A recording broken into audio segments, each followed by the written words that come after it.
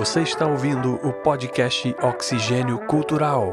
Olá, seja muito bem-vindo, muito bem-vinda a mais uma edição do podcast Oxigênio Cultural. Nessa semana, o que nós vamos falar, Juliana? Baseado numa estreia que teve recentemente aí no Prime Video, né? A gente assistiu o remake de Matador de Aluguel. Roundhouse, né? O título original, aquele grande, entre aspas, né? Grande clássico estrelado pelo Patrick Swayze, que ele fez vários, né? Nos anos 80 e ainda anos 90. Esse foi um deles.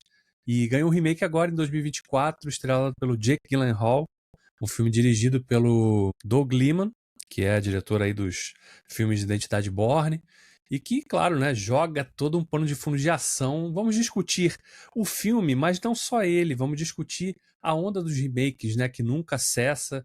Vira e mexe, a gente está vendo algum filme de 15, 20 anos atrás, 30 anos atrás, ganhando uma nova versão em Hollywood.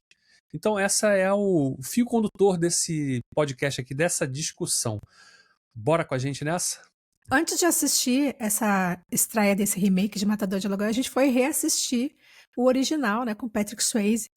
E primeiro que dá uma nostalgia, né, porque são os filmes da minha infância, adolescência, né, então Patrick Swayze era um ator que fez parte ali daquele grupo de atores que surgiu junto com Tom Cruise, Matt Dillon, e tantas figuras assim que foram bem emblemáticas aí anos 80, alguns, né, fizeram carreiras estelares, outros, né, acabaram que nem Ficaram pelo caminho, né? Ficaram pelo caminho ou não estão mais entre nós, que é o caso do Patrick Swayze, que eu acho que foi embora muito cedo, e ele teve uma carreira bem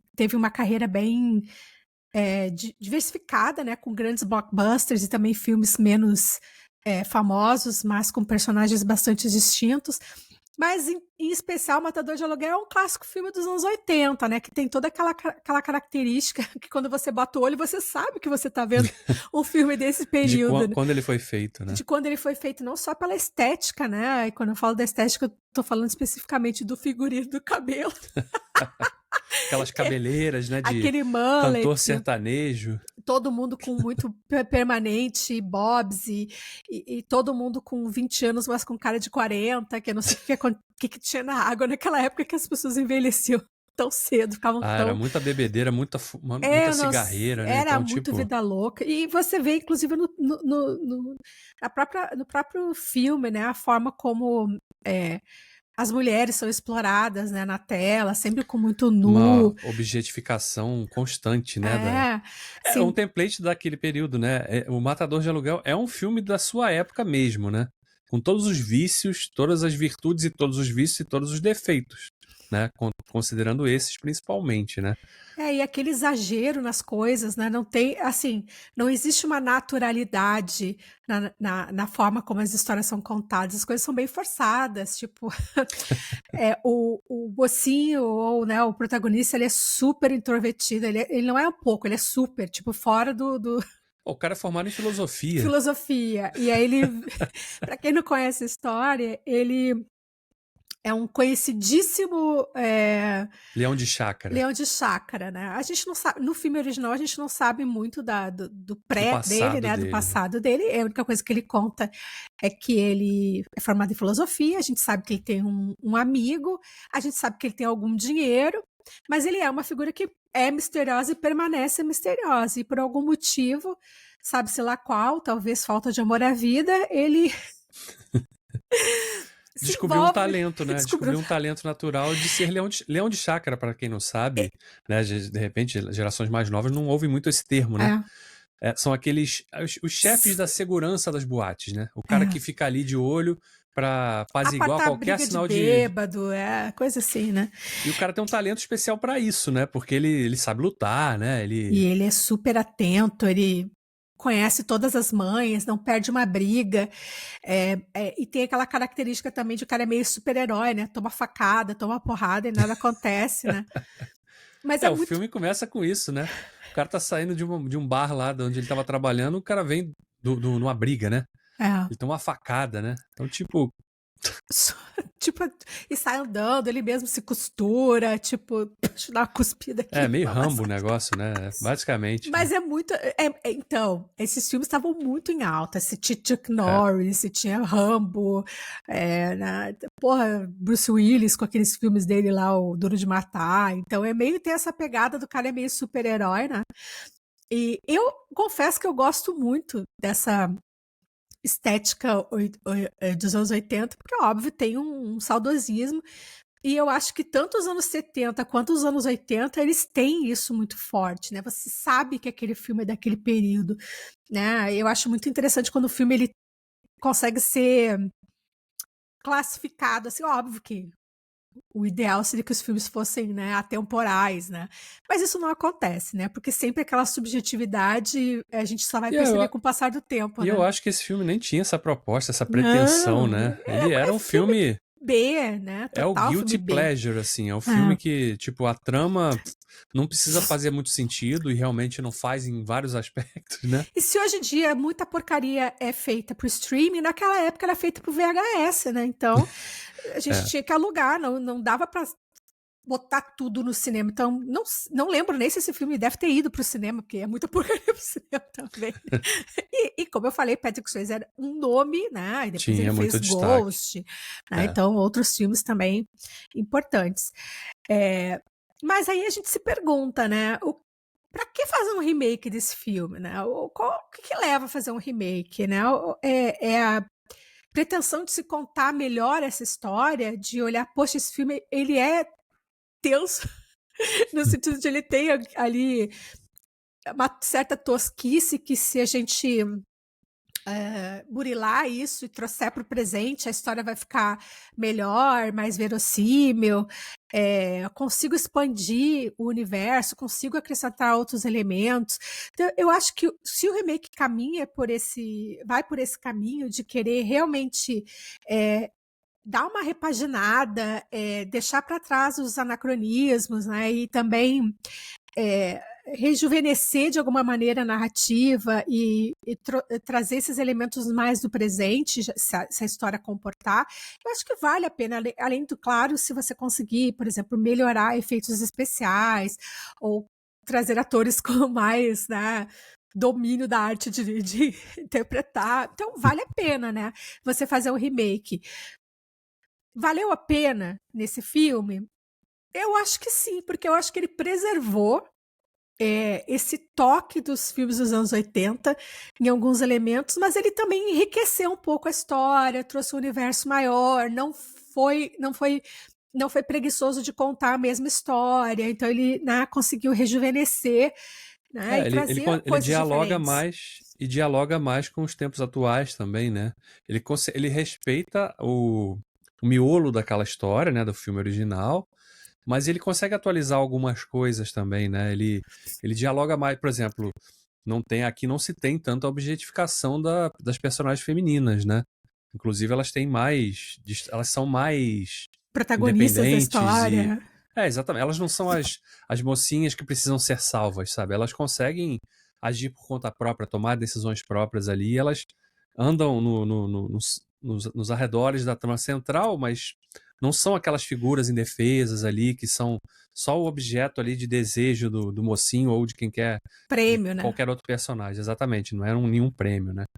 E eles realmente conseguem. E outra coisa que eu gostei desse remake, né, embora ele continue assim, no apagar das luzes, ele continua sendo um guilty pleasure, né? Aquele Continua filme sendo um assim que filme você... B. Mas assim, ele conseguiu entregar uma coisa que eu achei que é melhor do que o filme original, que são as sequências de lutas mesmo. As brigas são mais intensas, são mais violentas até, né? No sentido dos resultados que elas provocam, né?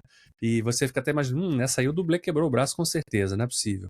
Né? E claro, tem efeito CGI ali? Tem, mas também tem alguns efeitos práticos nas sequências de briga, né? E você vê, por exemplo, o Gyllenhaal encarando o Conor McGregor, que faz aqui uma versão, assim, meio coringa, né? Meio... O cara é porra louca total, né? O vilão Psicopata. dele o cara é um psicopata total e E você sabe que pelo pano de fundo do Conor McGregor, ele sabe lutar, né? O cara é campeão de UFC, né? E aí ele tá fazendo... Aliás, é a estreia dele no cinema, né? Com esse personagem no remake do Matador de Aluguel. E ele faz muito bem, realmente, assim, sabe? E torna o filme divertido. Exato, porque ele não acaba com aquele exagero, sabe? Aquilo que você sabe que aquilo é verossímil. O cara tomar uma porrada daquela, ele vai morrer, cara. Sabe? É um negócio assim que o corpo, por melhor que você seja, você não aguenta, sabe? Então, assim, então tem essa pegada que eu acho que é legal de não querer parecer a realidade, sabe? De não querer Exato. tornar aquilo dramático. É uma caricatura, mas uma caricatura que também não se leva a sério demais, sabe? Não tenta te vender, isso aqui poderia realmente... Porque a situação toda já era no filme original, né? As pessoas brigando no bar e uma banda tocando, e a banda continua ali tocando, o pau quebrando, nego tacando garrafa, mesa, cadeira. E o mesmo acontece nesse remake também, né? É uma piada do filme isso, né? E como ela é tratada nesse sentido também, né? É uma graça do filme. Tá ali, faz parte, é um elemento desse filme e que você tem que aceitar nesse universo aqui, essas coisas acontecem. Você vai entrar num bar, vai ter nego bebendo e o outro arrebentando o outro na mesa do lado e você continua bebendo de boa, como se nada tivesse acontecendo. Não, e também fala, eu acho que o filme ele traz a mesma crítica, né, que é a questão da formação dessas máfias e a atuação delas nas cidades, pequenas cidades, grandes cidades. A influência, aqui no caso é uma pequena cidade, né, como é que eles influenciam a rotina das pessoas, né, implementando aí terror e violência, e ele como um elemento meio que, né, fantástico, né, porque ele é visto como um salvador, né, o cara é tipo, o cara vence todas, ninguém derruba esse cara. E quando ele chega, que é uma diferença que esse filme faz em relação ao original, né, que é dar mais um pouco de pano de fundo mesmo para a história dele. Da onde ele veio, o que ele fazia antes de ter virado leão de chácara, né? Ele era um lutador de MMA, né, de artes marciais mistas. Então, ele tinha uma história ali, ele tinha um histórico naquele ambiente, né? Então, ele realmente sabia lutar, né? E aí ele chega na cidade, numa cidade que teoricamente ninguém conhece ele, mas rapidamente a fama dele se espalha e todo mundo, que é engraçado também, é uma piadinha que o filme faz, né, que no dia seguinte todo mundo tá lá, bom dia Dalton, bom dia fulano. Bom dia. Aí, mas como assim, o cara sabe meu nome? Conhece? Do nada, assim, num dia, o cara chegou ontem, hoje todo mundo da cidade já conhece o cara, então realmente, né, e eu acho que o Gyllenhaal faz bem, né, esse tipo de personagem. Ele vende bem a aura daquele cara super confiante e tal. Claro, se preparou fisicamente, inclusive, pro filme, né, Mas o legal é o seguinte, tanto ele quanto o Patrick Swayze, eu acho que isso pega o deboche, né, deles serem, tipo, não são caras grandes. Sim. Né? No primeiro filme até as pessoas debochavam muito. Você é o Dalton? Nossa, achei que você fosse maior. Verdade. Mas é para ter essa pegada de que, não é só a brutalidade, a força física, né? O cara tem que ter ali preparo e inteligência, né? Então, assim, no primeiro filme é porque o cara era filósofo, né? Então, tipo, a mente dele era desenvolvida, ele fazia Tai Chi Chuan, né? Então, assim, tinha toda uma construção. E uma coisa que eu acho que interessante também nesse filme é que eles não matam aquela parte do vilão ser muito caricato, né? Por exemplo, o vilão faz uma maldade e sai. Sim, como no primeiro, né? Não, assim, muito idiota, mas é uma caricatura divertido. também, né? O template do vilão, assim, unidimensional, né? Tipo, aqui é o playboy, né? Que assume os negócios do pai que foi preso, mas e o cara tinha uma influência muito grande na cidade. E é um bunda mole, né? Exatamente, é um bunda mole, mas que, tipo, todo mundo respeita ele de alguma maneira, né? Até a chegada do personagem do Conor McGregor, que dá uma bagunçada no coreto, né? E torna a mistura muito mais saborosa nesse sentido, né? E a grande diferença, acho que, a gente já colocou várias semelhanças e diferenças, mas a forma como é conduzido o final da história, né? Uhum. Na versão original, o desfecho, ele tem muito mais participação da comunidade, né? Como na resolução do problema. E nesse filme, no remake, não. Né? Então, assim, a comunidade meio que não atua, né, para interromper esse ciclo de exploração e violência que esse grupo de mafiosos, né, promovia. Então, acho que tem um pouco essa diferença, né? E outra coisa também é ele não se envolver, não permanecer na comunidade, né? Então, São Sim. dois caminhos diferentes, ou seja, o final da história é diferente, É. né? Já dei spoiler. Spoilerzinho Vocês mínimo, nem vão né? assistir esse filme. Você não sabe o que acontece até ele chegar no final do Não, filme, não né? sabe, não sabe. As surpresas que o filme te revela. Não, assim, mas eu acho que é legal fazer esse exercício às vezes. Óbvio que nem todo mundo tem tempo, né? Mas de assistir um filme e assistir o outro, né? Para Sim. ver até como as histórias são contadas, né? Como os diálogos são estabelecidos, como as figuras são apresentadas e até exatamente entender por que os finais são diferentes, né? Então, hoje em dia, o final do primeiro ia parecer, né? Não que o de agora não pareça estranho, mas assim, tipo, ia soar muito fora da realidade, né? Eu sei que eu gostei desse remake, achei divertido, sabe? Aquele escapismo que você faz ali, 2 horinhas ali que você vê, se diverte pra caramba, porque justamente, como eu falei antes, o filme não se leva a sério demais. Acho que isso é fundamental e faz toda a diferença nesse remake aqui. Aí isso, inclusive, até já mudando um pouquinho aqui o tópico, assistir esse remake, né, fazer esse exercício de assistir o original e depois de ver o remake, me fez também ter vontade, porque eu ainda não tinha visto o remake da Cor Púrpura, clássico do filme dirigido pelo Steven Spielberg, né, na década de 80 também, né, baseado num livro do mesmo nome, né, que conta uma história muito dura, né, de resiliência, de sofrimento, de trauma, né, de perda, de reencontro. E aqui a gente tem um remake que foi feito ano passado, que inclusive concorreu ao Oscar, né, na categoria de atriz coadjuvante, mas que é um remake que ele não é exatamente ele não é um remake do filme do Spielberg.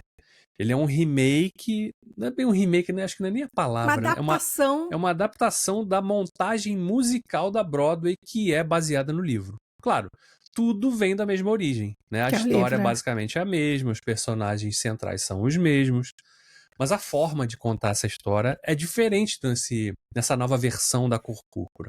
E ontem eu vi de manhã, no dia anterior que a gente está gravando esse podcast aqui, eu revi o filme do Spielberg e logo à tarde a gente viu a versão mais nova, né? Então fica muito claro assim as diferenças, sabe? Porque a história está muito fresca na sua mente, né? E você vê as diferenças brutais que uma forma de se contar essa mesma história traduz, reflete, né? Por exemplo, eu achei que o musical, embora seja muito bem produzido, né? E as atuações são ótimas também, todos os atores cantam muito bem, só que para a história que está sendo contada, eu acho que não combina. Sabe? Você está contando uma história que, como eu falei, é de sofrimento, de trauma, de perda. De muita violência. De muita violência. E aí, de repente, você tá um personagem cantando de forma leve ali, sabe? Não cola, né? Pra mim não colou. Eu acho que musical ele é complicado por isso, sabe? São temas muito importantes que o livro e o filme, né, tratam. Você está falando de abuso, você está falando de violência, né, violência contra a mulher, sabe, de coisas muito pesadas, e parece que quando a música entra, às vezes em alguns momentos, é meio anticlimático, sabe? Ele não deixa você... sentir o momento, né? Eu acho que quando você se propõe a assistir um filme desse, você está se abrindo a fazer uma reflexão. Tá? Você está se abrindo a aprender alguma coisa que é fora da sua bolha, que é uma história que, né, não tem a ver com a sua história, mas é a história de, né, milhões de pessoas, e aí você se abre para receber isso, mesmo sabendo que vai ser uma coisa que vai te tirar da zona de conforto, vai te trazer desconforto, vai te trazer, né, sentimentos e sensações ruins, né, porque você vai sofrer vendo aquela história. Né? E aí, de repente, você está ali quando você está construindo isso dentro de você, vem a música e quebra, sabe? Quebra aquela virada que, sabe, que está construindo alguma coisa dentro de você. Você está ali, sabe, tendo empatia, se revoltando, sentindo ódio, né? Sentindo a dor do personagem. Sentindo a dor ali, sabe? Tendo compaixão e questionando, né? Caramba, essas pessoas passaram por isso não é só no filme e tal. Então, você tá fazendo aquela reflexão que vai além do entretenimento, e a música meio que corta isso, sabe? Todas Ela corta esse sofrimento. As letras estão falando das sensações daquela sequência específica, né? Que é o personagem sofre uma violência, a música que tá falando disso. mas ela é feita de uma forma muito, sei lá, pra cima, sabe? Alegre demais, talvez. No sentido Exato. de. E aí, acho que não combina o que você acabou de ver o personagem sofrer, ou passar, ou É. experimentar, com o que está sendo cantado, né? Então, Esse filme seria quebra um tipo, pouco pra mim, né? seria cantado todo num lamento pra mim, sabe? Exato. Porque como que você expressa essa dor e esse sofrimento com alegria? É contraditório, né? Sim. Então talvez não tenha funcionado, talvez não para mim não funciona por isso, sabe? Eu acho que é uma história que ela precisa ser, aí você tem que abrir mão dessas suavidades, ela precisa ser dura mesmo, ela precisa ser brutal, porque ela precisa dar esse soco no estômago do espectador. Não, e outra coisa, né? Acho que no teatro, talvez, funcione melhor. Você sinta menos essa diferença, assim, de tom. É De porque uma cena. ele não é um musical totalmente cantado, Sim. ele é dramatizado e em alguns momentos ele é cantado. Então, é por isso que dá esse corte. Você tá ali numa cena dramática É. e de repente começa uma música. Eu falei, caraca, cara, deixa eu sofrer, sabe? Eu não quero esquecer. Eu não quero É. desopilar, eu quero sofrer, eu quero assistir essa cena, eu quero chorar. Aí quando você tá achando assim, meu Deus, agora é que eu vou desabar chorar. Aí vem a música, aquilo corta. Sim. Então eu acho que é bem anticlimático, né? Então talvez. Eu não sei, mas aí é que eu questiono, tá? O filme do Spielberg foi um filme que, porra, foi muito falado, foi muito. Também teve um monte de indicação ao Oscar e a outros prêmios. Eu acho que até projetou o Spielberg, sabe? Que o Spielberg era muito associada aos filmes, né? Aventura e tal. Então projetou, Blockbuster, né? projetou ele dentro do meio Uma como pegada mais séria, né? como um Dramática diretor mesmo. de cinema, sabe? Com essa Verdade. pegada de contar uma história pesada, que eu acho que até foi um ticket para ele fazer um lista de Schindler mais à frente, sabe? Então, Sim. assim, é um filme que, sabe, o que você vai melhorar nesse filme? Sabe, É. você não vai ampliar a história, você não vai mudar a história do filme. A história não muda. Você só vai mudar Não, a forma narrativa. e eu acho que por mais que você deixe claro ali que, olha, não é um remake daquele filme, é inevitável que você, como espectador, né, e que gosta de cinema, que se considere cinéfilo ou que só gosta de filme, você vai fazer a comparação dessa versão nova com aquele filme de 85 lá do Spielberg, não, é inevitável, né? Então, assim, você quando bota os dois na balança, qual é o peso de um e o peso do outro, né? Qual é o filme, qual é a versão que vai te fazer realmente, como a Ju falou, refletir sobre aquela jornada da personagem principal, né, a Sally, e tudo que ela passa ali? Qual é o que vai te dar mais impacto realmente? Vai te fazer pensar sobre aquilo, né? E pensar que tantas pessoas já passaram por histórias tão parecidas, ou às vezes até piores do que aquela, né?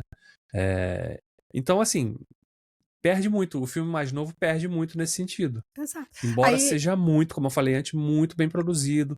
Os atores são ótimos, as sequências de músicas são boas, mas elas são descasadas. Elas não conversam tão bem naturalmente com o resto do filme. eu sempre falo também do pegar, por exemplo, obras do Hitchcock que a galera faz remake. Aí você tem primeiro Psicose, né? Teve um remake que, porra, pra O contar a mesma Psicose. história. Não, é o mesmo filme, praticamente copiou de frame a frame. É o mesmo filme, sabe? Agora é colorido, tá?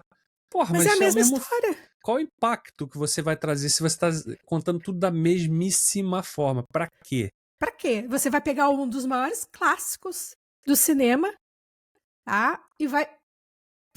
Pra quê? Então, pra quê? Sabe? É o tipo de coisa assim. O que você vai acrescentar? O que você pode melhorar no filme do Hitchcock? Colorir? Precisa? Exatamente. Sabe? Então, assim, aí você pega também o Rebecca, que é um dos meus filmes favoritos, né? Aí foi na Netflix, né? Mesma Uhum. coisa, sabe? A mesma história. Mesma história. Mesma coisa. Só coloriu, fez um. Mas o filme original teve um impacto muito maior né, em Nossa. mim, na minha lembrança. É um filme que eu adoro, que eu acho muito cheio de plot twist. Óbvio que pode parecer meio ingênuo para os filmes de hoje em dia, mas eu achei muito engenhoso, sabe? Então, para que você vai fazer um remake? E o outro remake também que fizeram foi de Esquema para Matar, né? Com a Gwyneth Paltrow, Michael Douglas, né? O Viggo Mortensen. Isso. que é Não um é de, remake, não é de que todos os funciona. piores. É, porque ele não tá contando exatamente a mesma. Assim, claro, o miolo da história é o mesmo, mas a forma como ele tá contando essa mesma história, ela pega caminhos diferentes, né? Os personagens têm nuances diferentes também. A própria relação, né, da personagem feminina, assim, com. Claro, nos filmes do Hitchcock, a personagem feminina ela é mais fragilizada, né? E nessa É versão com sempre a a Gwyneth loura. Paltrow. Mas não abriram mão da loura, né? Tanto que é É Gwyneth verdade. Paltrow. Sim, sim. Podiam ter Então tem. rompido aí. Hã?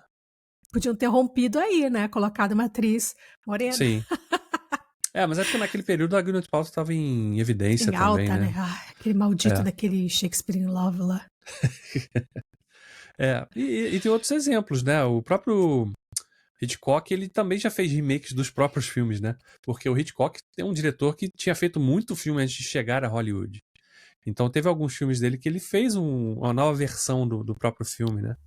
E uma releitura para plateia americana, e claro, com mais recursos, né? Porque ele tinha acabado tendo mais dinheiro também. Aí, ou Mas tem filme que ele muito não tinha isso. gostado. Tem muito isso, né? De filmes que, por exemplo, filmes europeus, filme norueguês, filme francês, filme alemão, filme. Mas Quando. aí cai mais em cima da questão da preguiça do público, De não. principalmente o público norte-americano, de ler legenda, né? Aí tem que fazer a versão americana, porque senão eu não vou conseguir gostar do filme, porque tem que ler legenda. Por favor, né? Mas né? É Teve uma característica do. aquele filme argentino, aquele suspense que O Segredo adaptaram, dos Seus Olhos. Segredo dos Seus Olhos, que, porra, ficou horrível. Botaram Julia Roberts, estragaram o filme. O filme original é muito melhor. Então, Sim. assim, tem remake que realmente. Cara, eu acho que tem muita gente, eu já ouvi de muitas bocas preconceito. Eu tenho preconceito com filme velho. Não gosto de assistir filme preto e branco. Por quê? Sabe, assiste. Sabe? Nossa, vai Entende? descobrir um mundo de filmes maravilhosos que. Caramba! E você vai falar assim, por Sabe? que eu fico perdendo tanto tempo vendo essas porcarias que a Porcaria. Netflix e os outros streamings Exato. lançam na semana, e sendo que tem uma quantidade enorme de clássicos aí a serem descobertos e que vai te deixar assim, nossa, por que eu não vi esse filme antes? Né? Exato, coisas diferentes, coisas ricas, escolas de cinema diferentes, né? De formas narrativas diferentes, e você perceber essas características, começar. Assim, você não precisa estudar cinema. Quando você começa a assistir coisas, você gosta daquilo, a mesma coisa que você gosta de música e você gosta de ouvir tudo para entender um pouco. Você não precisa gostar de tudo, amar, ver tudo. Mas é importante você conhecer tudo, né? Senão você não gosta de música, você E gosta ter de um referência, né? tipo de música, né? Tipo, eu só gosto de ouvir pop. Porra, mas aí tu não vai conhecer o rock, o clássico, o reggae, pelo menos uma musiquinha ou outra, sabe? Pra você entender por que são diferentes, que os ritmos são diferentes, a forma de cantar é diferente. Então é a mesma coisa o cinema, sabe? É a mesma coisa o teatro, você vai ver um musical, você vai ver um monólogo, você vai ver uma... Então tem 500 coisas diferentes pra você. Óbvio que todo mundo vai gostar sempre de mais de uma coisa ou de outra, mas você não abrir a sua cabeça para experimentar, você não é um cinéfilo, você é só uma pessoa E que. eu Né? acho que você, assim, a questão do remake, talvez, um dos intuitos, né? Eu entendo assim, pelo menos, seja de despertar na pessoa a curiosidade. Opa, peraí, esse remake aqui, então quer dizer, teve um outro filme com essa mesma história? Será que é igual? Né? Eu sei que a maioria das pessoas acaba não tendo a curiosidade de ir atrás, de ver o original, né? Porque, sei lá, hoje em dia, né, a gente já falou isso nos outros programas, mas tem muito desses filmes mais antigos que são difíceis de serem encontrados nos streamings, né? As pessoas estão muito dependentes realmente do que tem disponível no streaming e às vezes não tem mesmo. A Ju citou a Rebeca. Tá lá, na Netflix, o remake. Se você quiser ver o original, barra lá. Vai ter que Não, procurar vai aí. Nem sei conseguir. se está disponível em algum streaming hoje. A Então, gente tem porque a gente comprou, o Davi comprou o Blu-ray, que veio porque dentro de uma eu coleção. tenho É, então. assim, mas assim, as pessoas que são curiosas, que gostam, têm muita dificuldade, né? Eu acho que se o remake conseguisse, pelo menos realmente os remakes, né, falando de uma forma geral, conseguissem realmente despertar esse interesse nas pessoas, de conhecer essas obras antigas, as obras clássicas, saber de onde veio entender as referências de... Tem muita gente, às vezes, né, das gerações mais novas que às vezes fala assim, nossa, esse filme é fantástico, revolucionário. Aí você vai ver, ué, o que tem de revolucionário aí? Eu já tinha visto isso trocentas vezes feitas antes por diretores do passado, né? E de formas, às vezes, até melhores, né? Então, assim, é importante ter referência. Acho que o remake pode despertar esse interesse nas pessoas. Tem remakes que vale a pena porque eles atualizam as histórias para temas atuais, né? Conversam mais com o que a sociedade vive, reflete mais o que a sociedade é nos dias atuais e tal. Mas acho que é importante você ver os materiais, os filmes originais também, para conhecer realmente, né, de onde veio aquela ideia, como é que ela foi explorada lá atrás. Será que ela falava do que era, de como era a sociedade naquele período? Né? Acho que é interessante ver isso sob essa luz, sabe? Sob essa ótica, né? Acho que não faz mal e tem muitos filmes que merecem isso. Por exemplo, a Disney está numa onda de fazer vários remakes, né, dos seus clássicos da animação em live action, né? A gente já está vendo esse movimento já há alguns anos, né? Cinderela, vai ter a Branca de Neve aí daqui a pouco, né? Já teve o Pinóquio, que não é bem um live action, né? Mais aquele fotorrealismo, assim como foi o Rei Leão. Teve né? Pequena Sereia também, né? Pequena Sereia recentemente, teve também, o que mais? A Bela e a Cinderela, Fera. né? Bela e a Fera. Então, assim, teve vários exemplos nesse sentido, mas aí ali parece que é muito mais a intenção é simplesmente um caça-níquel mesmo, né? Olha, vou te contar a mesma história com uma outra roupa. Basicamente isso, né? Na maioria das vezes, né? Então, assim, você vê que isso também, às vezes, sabota isso que eu tô falando de despertar o interesse. Mas pra que eu vou querer ver uma animação tosca da década de 40 se agora tem um filme bonitinho, feito ali com atores de carne e osso, né? Pra mim tá bom. Cara, mas às vezes você perde as nuances que a animação lá da Disney fez quando foi lançada lá na década de 40, 50. E perde de descobrir que essas animações foram baseadas em livros, né? Cujas histórias eram muito mais densas e sombrias do que a gente viu no cinema. Então, assim, a gente perde eu concordo que o remake ele abre uma porta, sabe? Mas assim, é o que eu digo, tem filmes que eu acho que são intocáveis, tá? Então acho que você não tem que fazer remake. Ele tá lá, ele tem o espaço dele e não tem que mexer, ele é único e não tem o que melhorar, tá? Agora, tem outros que ok, né? E tem uns que realmente não faz sentido, o filme já era ruim no original. Vai fazer um remake dele pra quê? É difícil. Eu tô tentando lembrar aqui de cabeça se teve algum filme que era muito ruim, que fizeram um remake e falaram assim, caraca, mudaram da água pro vinho. Não, vamos lá. Duna. Duna foi dá pra dizer que foi bom, né? Não, mas o Duna, na verdade, é uma nova versão da história do livro, né? Não é um remake do filme do Lynch. Talvez, Então, assim, porque ele tem um material de... Quando é um livro envolvido, né? Então você sempre tem Não, eu estou adaptando... É uma nova adaptação do livro, do material de origem, né? Mas quando, por exemplo, você pega filmes... Um filme que fez muito sucesso também na década de 80, né? O Vingador do Futuro, com o Schwarzenegger. Que era um clássico do sci-fi, né? Com aqueles efeitos ali pra época. Defeitos especiais. A mulher de 3 peitos lá, né? O cara tirando a fantasia e saindo as camadas do rosto, né? Do personagem. E aí fizeram um remake estrelado pelo Colin Farrell que, assim, absolutamente insosso. Né? Assim, uma água com açúcar, assim, dá mais, sabe? Parece que tá bebendo soro. Tá? Tô com sede, me dá um copo de soro aí. É o remake do Vingador do Futuro, né?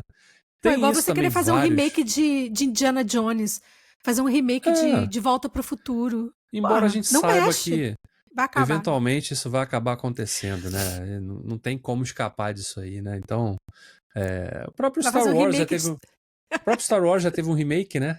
A gente pode considerar, no episódio 7 do Star Wars é um remake do episódio 4, né? É a mesmíssima estrutura da Nova Esperança, né? Então, assim, tem remakes que são disfarçados, tem filmes que não são remakes, são reboots, né? Mas aí pode ser um outro assunto para outro programa, falar sobre isso também. E marcas, né? Marcas também estão sempre se reinventando, se refazendo, né? Principalmente marcas de franquias, né? Eu tô falando basicamente de filmes de super-herói, que são os exemplos mais recentes aí, que faz um tempo, né? Batman, né? A gente já viu quantas versões do Batman. Nossa. Teve os Batmans lá da década de 90, Desde depois... o Batman da cuequinha até, sei lá, até o último, que foi o Porque são marcas que estão sendo reapresentadas para novas gerações, né? Elas não são remakes dos filmes, não estão contando histórias diferentes, né? Repaginando, né? Assim como o 007, que de tempo em tempo troca o ator porque tá velho. né? Hã? Tá velho. Tá velho, não aguenta mais, tá com dor no joelho, não aguenta mais correr. Não consegue pular mais. E aí você tem que reintroduzir esse personagem copiando os mesmos maneirismos, né? Que são, assim, muito inerentes do personagem, nós reapresentando aquele personagem. Peraí, esse filme 007, pô, meu avô via filme do 007 no cinema, então ainda tem? Sim, tem, de vez em quando sai um filme novo aí, né? Um filme que já tem mais de 22 filmes aí no currículo. Então a gente tem isso, sabe, com os remakes, assim, é uma relação de amor e ódio que move os interesses, claro, que são sempre financeiros, né, quando se faz um remake, mas acho que a diferença toda é, esse remake que está sendo feito do filme XYZ, ele está fazendo ou trazendo alguma coisa nova? Está propondo alguma discussão nova? Está propondo alguma reflexão diferente? Ou mesmo que não esteja propondo reflexão, como é o caso do Matador de Aluguel, que a gente citou no início da conversa. É um filme sem compromisso nenhum. Ele vai te deixar, ele vai te divertir, ele vai te contar aquela mesma história de uma forma um pouco diferente, com cores novas. Se é assim, e se o filme se vende assim, não tenta te enganar no sentido da proposta dele, vale a pena, né? Por exemplo, eu não vejo um remake de Loucademia de Polícia. Loucademia de Polícia, mas vai acabar acontecendo também. Não vão fazer o remake. Não vão fazer o remake do Corra que a Polícia Vem Aí? Mentira. Vai ter, com o Liam Neeson no papel principal. Eu não sei como, que eu não vejo o Liam Neeson fazendo um papel de comédia igual o nosso querido Leslie Nielsen, né? Mas... talvez pensará, o sobrenome é parecido, eu mesmo vai... as iniciais são a mesma, aí vai que cola, Não, né? mas ó, tem coisa... Cara, tem filmes dos anos 80 que precisam ficar nos anos 80, gente. Tem cada... Cara, a gente tem que fazer um vídeo só falando das pérolas dos anos 80. Eu, assim... Cresci vendo filme videocassete, VHS, né? Então, assim, tinha vezes que a gente ia na locadora, tipo, não tinha mais nem filme pra pegar, porque já tinha visto tudo. Então, toda tranqueira, toda porcaria que era lançada, eu assisti. Naquela época, os pais não tinham muito filtro, né? Então, eu era criança e eu via Picadias Estudantis, Porcs. É por isso que eu estranhei você coisas, falar, né? Que o Matador de Aluguel original eu vi na minha infância. Pô, o filme tem cena de sexo, mulher pelada o tempo todo, o cara com a bunda de fora. Normal. Tipo... As crianças viam aquilo lá. Via, tipo, o pai botava lá e aí faz o quê? Finge que ninguém tá vendo, vida que segue. Tô viva, né? Então, assim, não... Alguns traumas, alguns, até né? nesse sentido, né? O remake, a gente não comentou, mas o remake é mais limpinho nesse sentido, né? Ele é mais comedido, né? Tem mais sangue. Sim. Tem mais violência. É um reflexo também, né? Parece que as pessoas ficam indignadas de ver sexo ou nudez, mas violência tá liberado. Pode arrancar o braço do outro, não tem problema não. Nossa, eu lembro muito, falando em tosquice, né? Um filme com Tom Hanks, que era Despedida de Solteiro. Clássico da Sessão da Tarde. Não tinha um jumento no meio da festa, Davi. Como é que era esse clássico da Sessão da Tarde? Mas passava, só que eles cortavam essa cena. Então, assim, cara, a gente tem que gravar um vídeo. E um podcast só sobre os anos 80, cara. Eu acho que eu poderia ficar as 3 horas contando a minha percepção infantil das tosquices que a gente assistia, cara. Era muito vida louca, cara. Era muito vida louca. Hoje em dia, caraca, os pais iam ser presos. Bom, vamos ficando por aqui nessa conversa. A gente pode, claro, retomar esse assunto futuramente também, porque, né... Falar de remake, e sempre tá saindo um remake novo aí mesmo, então é sempre uma desculpa pra gente retomar esse assunto. Mas agora eu quero saber de você que nos ouviu, que nos assistiu até aqui, qual é o seu remake de lembrança mais forte da infância, de repente da sua adolescência? E além disso, diz aí pra gente se você acha que remakes são necessários em algumas situações ou são sempre só caça-níqueis dos estúdios? Comenta aí, vamos continuar essa conversa no espaço de comentários da plataforma onde você estiver nos assistindo ou nos ouvindo. É isso, pessoal. Até a próxima.